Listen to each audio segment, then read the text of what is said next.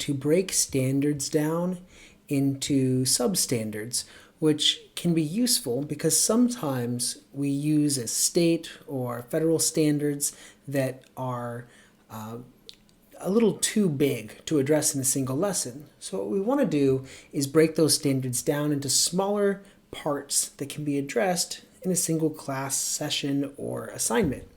So to do that, you're going to go into the Manage tab, and you'll have to have administrative privileges in order to access and edit the Standards section of the Manage tab. And I'm going to find a standard in here, and I'm just playing in an environment where we just have some test standards set up. So I'll just use this one.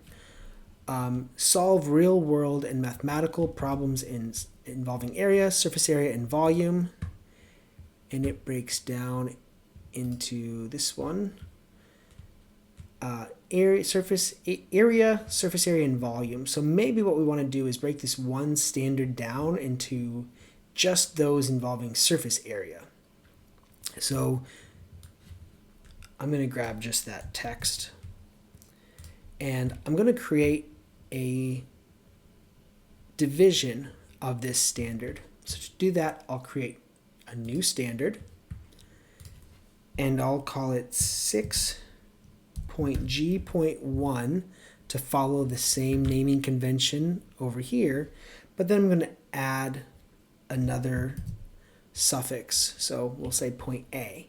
And I would encourage anybody who's making their own standards to figure out a convention that works and stick to it. It's going to help with organization, and whenever the standards are listed, it'll be very helpful if you use abbreviations that follow the same convention. So in this case, I'll just append a letter. And I'll paste this one, area and surface area. And then for the parent standard, I'm going to click Add Another Standard as a Parent. And then that's going to set up this tree to become clickable. So if I click 6G1, you can see that that's highlighted right here. And that'll do. Click Save. So now 6G1 breaks down into 6G1A. And I'm going to do that one more time just to emphasize that procedure. So first I find the standard that I want to break down. I figure out how I want to break it down. So I'm going to make another standard, but this time it's going to be about volume. And then I click New Standard first. For the abbreviation, I'm going to follow the same convention. So 6G1, but I'm going to append the next letter involving volume. So my last one was surface area. This one's about volume. And then lastly, to link it to the parent standard, I'm going to click Add Another Standard as a Parent, 6G1. And when I click Save, you'll see it appear down here.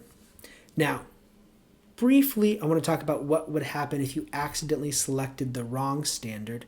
So in this case, here's my standard, 6G1B, and in this scenario, I've accidentally put it under 6G2. It's not supposed to be here, it's supposed to be under 6G1. How do I fix that? So after selecting the standard, if I've got the wrong parent, I can click the X to remove that, and then I'll add 6G1 and save.